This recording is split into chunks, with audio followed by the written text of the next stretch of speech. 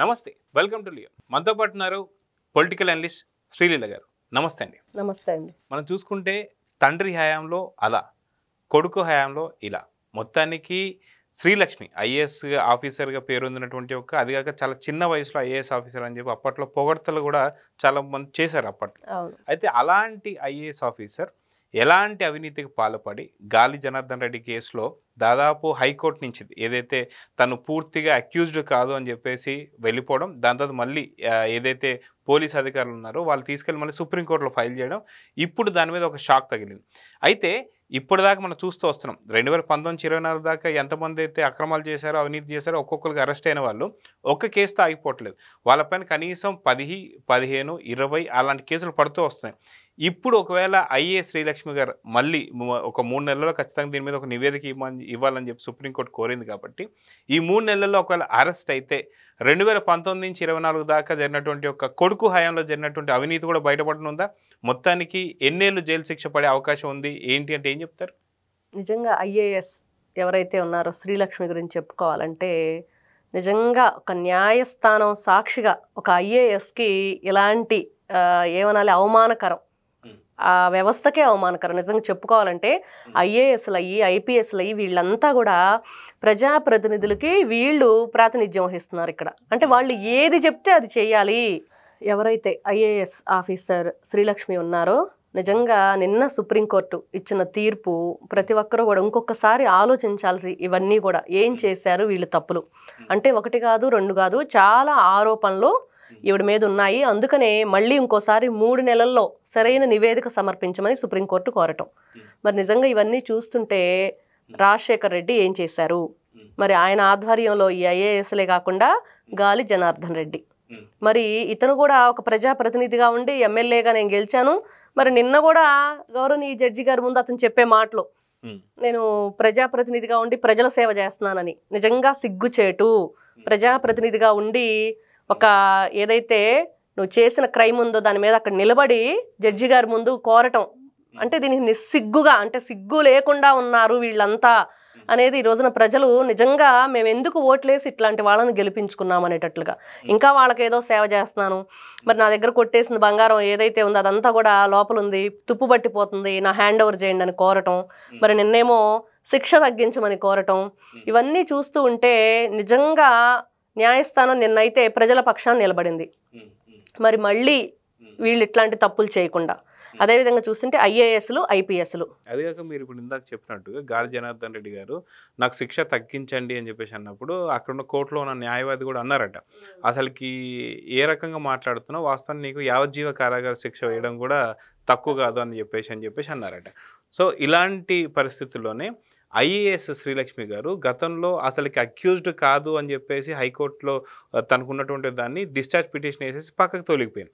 ఇప్పుడు మళ్ళీ సుప్రీంకోర్టుకు వెళ్ళినటువంటి ఈ తీర్పుని ఎలా చూడాలంటారు?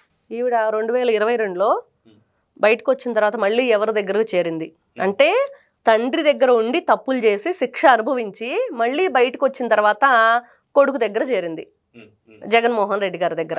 తెలంగాణలో ఉండాల్సినటువంటి ఐఏఎస్ ఆఫీసర్ కూడా తన బదిలీ చేయించుకొని ఆంధ్రాకి వెళ్ళిపోయింది. ఇవన్నీ చూస్తూ ఉంటే వీళ్ళు ఎప్పుడు కూడా అధర్మానికే కొమ్ము కాస్తూ ఉంటారు, అధర్మం వైపే నిలబడతారు, దానికోసమే వీళ్ళు పనిచేయడానికి ఉన్నారు అన్నట్లు మనకు కనిపిస్తుంది.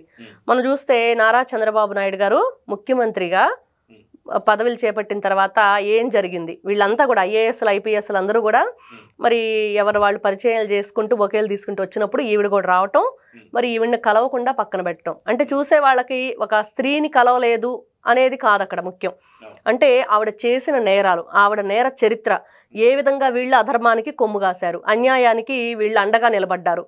అంటే ఒక మంచి స్థానంలో ఉండి మరి ఇలాంటి పనులన్నీ చేస్తే ఎవరు కూడా దగ్గరకు రానివ్వరు, ఎవరు కూడా యాక్సెప్ట్ చేయరు. అంటే కనీసం వాళ్ళు ఆ పూల బొకే ఇవ్వటానికి కూడా అర్హత లేదు అనేది మనకు అక్కడ కనిపిస్తుంది. అంటే వాళ్ళ నీడ కూడా మా మీద పడకూడదని ఇక్కడ కూటమి ప్రభుత్వం ఏ విధంగా చెప్పింది అనేది నిజంగా ప్రజలందరూ గ్రహించారు. ఆ రోజున ప్రతి ఒక్కరూ ఆలోచించారు. అయితే అదే విధంగా చూసుకుంటే పిఎస్ఆర్ ఆంజనేయులు ఆయన కూడా దాదాపు 2 నుంచి 3 సార్లు కలుస్తానికి వచ్చినా సరే అధికారులని కూడా ఖచ్చితంగా చెప్పారు, ఎటువంటి అవినీతి పనులు మన దగ్గరికి రాకూడదు అని చెప్పేసి అన్నందుకే ఆయన కూడా కలవడం ఉండవల్లి, విజయవాడ, హైదరాబాద్ ఆయన వరుసగా చాలా ప్రయత్నాలు చేశారు చంద్రబాబు నాయుడు గారిని కలవటానికి, కానీ ఎక్కడా కూడా అవినీతి మరక ఉన్న వాళ్ళు మన దగ్గరకి వద్దు అంటే. గతంలో మనం చూసుకుంటే బిల్గేట్స్తో వాళ్ళు నైట్ ఏదో డ్రింక్ పార్టీ ఉంది రమ్మని పిలిచినా కూడా అప్పుడు చంద్రబాబు నాయుడు గారు స్వయంగా చెప్పారు, నేను వెళ్ళి అక్కడ కూర్చోవటం ఆ కాక్టైల్ లాంటివి తీసుకుంటే మళ్ళీ నారా చంద్రబాబు నాయుడు గారు ఇట్లాంటి పార్టీలో వెళ్ళారు అంటే ఆ మాట కూడా తన పక్కన వినిపించటానికి ఆయన అంగీకరించలేదంటే ఎంత హుందాతనం, ఎంత వాళ్ళు జాగ్రత్తగా ఇలానే ఉండాలి ప్రజాప్రతినిధులు అంటే. ఎక్కడా కూడా అంటే వాళ్ళ అపాయింట్మెంటే మాకు కావాలని చెప్పి అనుకుంటే వెళ్ళొచ్చు, కానీ పక్కన ఇదొకటి వస్తుంది, వీళ్ళు ఈ పార్టీకి రమ్మన్నారో ఆ పార్టీలో నారా చంద్రబాబు నాయుడు అనే పేరు వస్తుంది, దాన్ని కూడా నేను ఇష్టపడలేదంటే మరి ఇలాంటి భయంకరమైన అవినీతి మరకలు పెట్టుకున్న వాళ్ళని ఏ విధంగా వాళ్ళు బొకేలు తీసుకుంటారు. ఖచ్చితంగా దీంట్లో ఒక ఉన్నత స్థాయి వ్యక్తులు ఎవరైనా సరే ఇప్పుడు చూస్తున్నాం, ముఖ్యంగా మనం ఈ మధ్యకాలంలో చూస్తే ఎక్కడ మనం ఏ పేరు కూడా ఈ విధంగా వినిపించుండదు. నారా చంద్రబాబు నాయుడు గారు ఏంటి అనేది ఆయన అక్రమంగా జైలుకి వెళ్ళినప్పుడు ఏ విధంగా ప్రపంచ స్థాయిలో పేరు ప్రఖ్యాతులు బయటకు వచ్చినాయి మనం చూసాం. మరి అదేవిధంగా ఈ రోజున ఇట్లాంటి ఐఏఎస్లు ఐపీఎస్లు అవినీతి మరక పూసుకొని ఏ విధంగా వీళ్ళు చట్టం న్యాయం వదిలేసి అధర్మం వైపు నిలబడ్డారు. మరి చూస్తే జగన్మోహన్ రెడ్డి గారు మరి ఏ విధంగా వీళ్ళని పెంచి పోషించారు, ఏ విధంగా అమరావతి రైతుల దగ్గర నుంచి ఆంధ్రప్రదేశ్లో 2019 నుంచి 24 వరకు వీళ్ళందరి సహాయ సహకారాలతో అవినీతి జరిగింది. అవినీతి చేయటమే కాదు, వీళ్ళు దొంగలుగా ఉండి ఈ రోజున ఏదైనా సరే పోలీస్ స్టేషన్ నుంచి విచారణకు రమ్మని నోటీసులు ఇచ్చినా కూడా వాళ్ళని తిప్పికొడుతూ ఎక్కడా కూడా మేము రాము అనే పరిస్థితికి వీళ్ళు అంత ఎత్తు ఎదిగారు అధర్మం చేసి. మరి ఇవన్నీ చూస్తూ ఉంటే నిజంగా శ్రీలక్ష్మి లాంటి వాళ్ళకి ఎట్లాంటి శిక్ష వేయాలి, ఖచ్చితంగా రెండోసారి ఎవ్వరూ కూడా ఇలాంటి దానికి పాల్పడకుండా కనీసం అలాంటి ఆలోచన కూడా చేయకుండా మేము అట్లాంటి వాళ్ళం కాదు మేము దూరంగానే ఉంటాము అనే విధంగా భయభ్రాంతులకు గురయ్యే విధంగా వీళ్ళని శిక్షించాలి అనేది ఈ రోజున ప్రజలందరి అభిప్రాయం. వాళ్ళందరూ కూడా ఏం కోరుకుంటున్నారంటే నిజంగా ఇట్లాంటి వాళ్ళని కఠినంగా శిక్షించండి. పిఎస్ఆర్ ఆంజనేయులు 420 కేసు కూడా పెట్టారు మరి ఆయన మీద. మరి ఎంత భయంకరంగా చేశారు వీళ్ళు నేరాలు. మరి అట్లాంటి ఆయనకి ఉండవల్లి అరుణ్ కుమార్ లాంటి వాళ్ళు మేము మేధావులు అని చెప్పుకుంటూ మరి ములాఖత్కి వెళ్ళి ఏ విధంగా బయటకు వచ్చి మళ్ళీ ప్రెస్ మీట్లు పెట్టి చాలా గొప్పవాడు శ్రీరామచంద్రుడు సత్యహరిశ్చంద్రుడు అని చెప్తున్నాడు. నిజంగా సిగ్గుచేటు సమాజానికి ఇట్లాంటి వ్యక్తులు అనేది మనకు క్లియర్గా అర్థమవుతుంది. అయితే మనం చూసుకుంటే బోరగడ్డ అనిల్ కావచ్చు, అదేవిధంగా వల్లభనేని వంశీ కావచ్చు, పోసాని కృష్ణమురళి కావచ్చు, ఇలా ఎంతోమంది అరెస్ట్ అవుతూ వచ్చారు. అరెస్ట్ అయిన తర్వాత వాళ్ళపైన పలు సెక్షన్లు కూడా బయటకు వస్తూ ఉన్నాయి. ఇవన్నీ రాజకీయ నాయకులు మనం చూస్తూ వస్తున్నాం. కానీ ఐపీఎస్ అయినటువంటి ఒక పిఎస్ఆర్ ఆంజనేయులు గారి పైన కూడా కాదంబరి జత్వాని ఇష్యూ ఒకటే కాకుండా ఇప్పుడు ఏపీఎస్సికి సంబంధించినటువంటి కేసు కూడా బయటపడింది. అదేవిధంగా చూసుకుంటే ఐఏఎస్ శ్రీలక్ష్మి గారి మీద కూడా ఖచ్చితంగా ఈ 3 నెలలు నివేదిక ఇచ్చిన దాన్ని బట్టి అరెస్ట్ అయితే మటుకు చాలా కేసులు రాబోతున్నాయంటే ఏమంటారు? ఖచ్చితంగా ఇప్పుడు ఏపీఎస్సి ఎగ్జామ్ సంబంధించి గ్రూప్ 1 ఎంత ఘోరం అండి. పిల్లలు ఎంత కష్టపడి చదువుకున్నారు. వాళ్ళంతా ఎగ్జామ్ రాసేటప్పుడు వాళ్ళ కనీసం ఆన్సర్ పేపర్ కూడా చూడకుండా మేము ఏదైతే నెంబర్లు ఇచ్చామో వేసుకుంటూ వెళ్ళండి అని ఒక 60 మంది గ్రూప్ పెట్టుకొని వాళ్ళకు ఒక 5-6 లక్షలు దాదాపు డబ్బు వాళ్ళ కోసం ప్రత్యేకంగా పక్కన పెట్టి వీళ్ళు ఒక హోటల్లో కూర్చొని ఏ విధంగా ఏదైతే వేశారో వాల్యుయేషన్ అనేది చూస్తుంటే నిజంగా ఘోరం. ఇట్లాంటి వాళ్ళని ఏం చేసినా పాపం లేదు. అంటే పిల్లలు ఎంత కష్టపడి చదువుకుంటారు, దానికోసం ఎన్ని ఆశలు పెట్టుకొని ఉంటారు. మరి ఇవన్నీ వీళ్ళు ఈ విధంగా కాల్ రాసినందుకు ఖచ్చితంగా వీళ్ళని కఠినంగా శిక్షించాలి. అసలు క్షమించకూడదు, క్షమాభిక్ష కూడా ఉండకూడదు అనేది ఈ రోజున గట్టిగా వినిపిస్తున్న మాట. ఇట్లాంటి వ్యక్తుల్ని ఏం చేసినా పాపం లేదు. అదేవిధంగా ఐఏఎస్గా ఉండి శ్రీలక్ష్మి అనే వ్యక్తి ఏం చేసింది, నిజంగా ఇట్లాంటి వాళ్ళని ఏం చేసినా పాపం లేదనేది ప్రజలందరి అభిప్రాయం.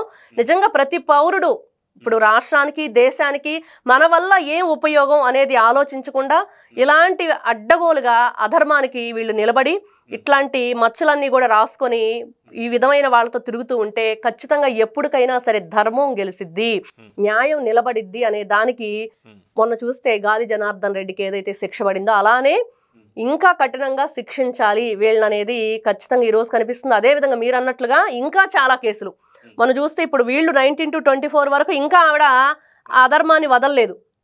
శిక్ష అనుభవించి వచ్చి కూడా మళ్ళీ జగన్మోహన్ రెడ్డి గారి వైపు వచ్చి ఏం చేసింది అనేది ఇంకా కూడా ఆవిడ ఏమేమి ఉన్నాయో అవన్నీ అవినీతి అంతా బయటకు తీసి ఇంకా పలు సెక్షన్ల కింద కేసులు నమోదు చేయాలి, కఠినంగా శిక్షించాలి. ఇదైతే ప్రతి ఒక్కరూ కోరుకుంటుంది.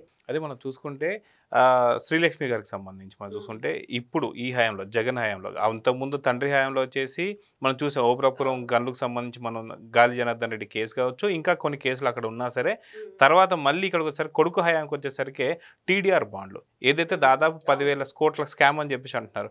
సో ఇది కూడా నిర్ధారణ అయితే నిజంగా శ్రీలక్ష్మి లాంటి ఐఏఎస్ ఆఫీసర్లకి ఐఏఎస్ అనేటువంటి పదాన్ని కూడా ఒక చీడ పురుగు అని చెప్పి అనుకోవచ్చు అంటే ఖచ్చితంగా అండి. వీళ్ళంతా ఐఏఎస్లు ఐపీఎస్లు ఎంత గొప్ప స్థాయి దానిలో ఉండి వీళ్ళు ఏ విధంగా ఇట్లాంటి అవినీతికి పాల్పడుతున్నారు, ఎందుకు అంత కర్మ, ఎవరి కోసం, ఎవరినన్నా మీరు ఆనందం చూడటానికా లేకపోతే మీ జీవితాల్లో ఆనందం నింపుకోవాలనుకుంటున్నారా? మీ జీవితాల్లో ఆనందం నింపుకోవటానికి ఎంతమంది జీవితాలని నాశనం చేస్తున్నారు అనేది మర్చిపోయి ఇంత భయంకరమైన కుట్రలకు కుతంత్రాలకు కాకీలు ఖద్దరికి సపోర్ట్గా నిలబడటం ఇక్కడ. అయితే ఇక్కడ నాకు ఒక చిన్న డౌట్ అండి, ఎందుకంటే సేమ్ రాజకీయ పార్టీలు అటు వైఎస్ఆర్సీపీ కావచ్చు, లేదా గతంలో కాంగ్రెస్ కావచ్చు, లేదంటే ఇప్పుడున్నటువంటి ఒక కూటమి ప్రభుత్వం కావచ్చు, ఎప్పుడు కూడా అవినీతి పరులైన వాళ్ళందరినీ కూడా ఎక్కడికి దగ్గర రానియకుండా చేస్తుంది మాట చంద్రబాబు నాయుడు గారు అని చెప్పుకోవాలి. కానీ అటు తప్పులు చేశారు, వీళ్ళపైన కేసులు ఉన్నాయని తెలిసి కూడా వాళ్ళని తీసుకొచ్చేసి వాళ్ళ పేచీలో పెట్టుకోవడాన్ని రెండింటినీ ఎలా చూడాలంటారు? చంద్రబాబు నాయుడు గారిని ఎలా చూడాలి, అటు రాజశేఖర్ రెడ్డి అండ్ జగన్మోహన్ రెడ్డిని ఎలా చూడాలంటే ఏం చెప్తారు? అది ఎగ్జాంపుల్ చూసుకుంటే ఉదాహరణకి ఐఏఎస్ శ్రీలక్ష్మి లేదా పిఎస్ఆర్ ఆంజనేయులు ఏం చెప్తారు? ఇక్కడ నీతి వర్సెస్ అవినీతి అదే కనిపిస్తుంది. నిజంగా ఈ రోజును చూస్తే ప్రజల పక్షాన నిలబడి ప్రజల కోసమే మాట్లాడారు నారా చంద్రబాబు నాయుడు గారు. గతంలో బీజేపీతో విభేదించారని ఈరోజు వీళ్ళందరూ మాట్లాడుకునే మాటలు ఎవరి కోసం? వాళ్ళకి ఏమైనా పొలం తగాదాలా, ఆస్తి తగాదాలా, ఇంకేమైనా ఆస్తి పంపకాలా? ఏం లేదే. ఆ రోజున కేవలం ప్రత్యేక హోదా ఇస్తానన్నారు. మరి ప్రజల కోసం మీరేం చేయట్లేదు, నా ఆంధ్రప్రదేశ్ ప్రజలందరూ కూడా ఇబ్బంది పడుతున్నారు, సరైన ఇక్కడ ఎటువంటి కూడా ఇది లేదు, కాబట్టి మీరు అమౌంట్ ఇస్తే డబ్బులు ఇక్కడ పెట్టుబడులకు కానీ లేకపోతే వీళ్ళకి ఏదైనా సరే సంక్షేమ పథకాలకు కానీ ఏదైనా అక్కడి నుంచి నిధులు సమకూరాలి అని చెప్పేసి కోరటం కోసమే ఆయన ఆ రోజున విభేదించారు. మరి అదేవిధంగా ఎక్కడా కూడా అవినీతి మరక అనేది ఆయన జీవితంలో లేదు ఇంతవరకు. అదొక గొప్ప విషయంగా మనం చూసుకోవచ్చు. ఇక్కడ చూస్తే జగన్మోహన్ రెడ్డి తాత ఎవరైతే రాజారెడ్డి ఉన్నారో అక్కడి నుంచి కూడా వీళ్ళు ఏ విధంగా వీళ్ళ జీవిత శైలి జీవన విధానం ఏ విధంగా ఉందంటే బాంబులు, కత్తులు, చంపేయటాలు, చంపబట్టాలు ఎన్ని ఒకటి కాదు రెండు కాదు, అంతా అవినీతి మరకతోనే వీళ్ళు వస్తూ ఉన్నారు. మరి అదేవిధంగా వీళ్ళు అవినీతి మరకతో ఉండటం కాకుండా చుట్టూ ఉన్న వాళ్ళని కూడా అట్లాంటి వాళ్ళనే వీళ్ళు మనం చెప్పుకుంటూ ఉంటే కొంతమంది దొంగలను తయారు చేసుకున్నారు, కొంతమంది దొంగలు ఉన్నారు అన్నట్లుగా మొత్తం కలిసి దోచుకున్నారు అన్నట్లుగా అందరూ కలిసి అవినీతే మా ధ్యేయం అన్నట్లుగా వీళ్ళది కొనసాగుతుంది.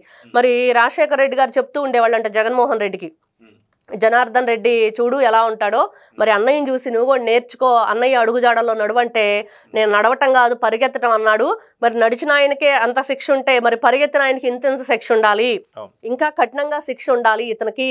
అదేవిధంగా ఇప్పుడు వస్తున్న కామెంట్లు ఏంటంటే కేఏ పాల్ గారు మరి ఎప్పుడో ముఖ్యమంత్రి అవుతారు, ఆయన ముఖ్యమంత్రి అయినప్పుడు జైలుకి వెళ్ళిన జగన్మోహన్ రెడ్డి తిరిగి రావాలి, తిరిగి వచ్చిన తర్వాత ఈయన పిఎం అవ్వాలి అనేది ప్రజలు మాట్లాడుకుంటున్న మాటలు. అంటే దీన్ని బట్టి మనకేమర్థం అవుతుందంటే కామెడీగా అనిపించినా మరి కేఏ పాల్ గారు ముఖ్యమంత్రి అవ్వాలంటే ప్రజలు ఏ ఉద్దేశంతో అన్నారో అది జరగని పని, కాబట్టి ఈయన జైలుకి వెళ్తే ఖచ్చితంగా తిరిగి రావటం అనేది జరగకూడదు, ఇట్లాంటి నరరూప రాక్షసులు ప్రజల మధ్య తిరగటానికి పనికిరారు, ఇవన్నీ కూడా న్యాయస్థానాలు, న్యాయమూర్తులు, జడ్జీలు అందరూ గమనించి తగిన శిక్ష వీళ్ళకి విధించండి అని ప్రజలు పదే పదే వేడుకుంటున్నారు. సో చూద్దామండి, ఖచ్చితంగా తండ్రి హయాంలో జరిగినటువంటి ఒక అవినీతిని మళ్ళీ వారసత్వంగా తీసుకొచ్చి మళ్ళీ ఐఏఎస్ శ్రీలక్ష్మి గారికి ఇచ్చిన పొజిషన్ కావచ్చు, మళ్ళీ టీడీఆర్ బాండ్లో జరిగినటువంటి 10,000 కోట్ల స్కామ్ కావచ్చు, ఇవన్నీ చూస్తున్నాం. కానీ ఇలాంటి వాడిని దగ్గర కూడా రానికొని చేస్తున్నట్టు చంద్రబాబు నాయుడు గారిని ఇంకో పక్క చూస్తున్నాం. మీరు ఇందాక అన్నట్టుగా నీతి ఒకవైపు అవినీతి ఒకవైపు చాలా క్లారిటీ కనిపిస్తుంది. సో పిఎస్ఆర్ ఆంజనేయుల విషయంలో కావచ్చు, అటు ఐఏఎస్ శ్రీలక్ష్మి విషయంలో కావచ్చు. సో చూద్దాం జరగబోతుంది. నమస్తే. నమస్తే. Please subscribe to Leo News for more videos.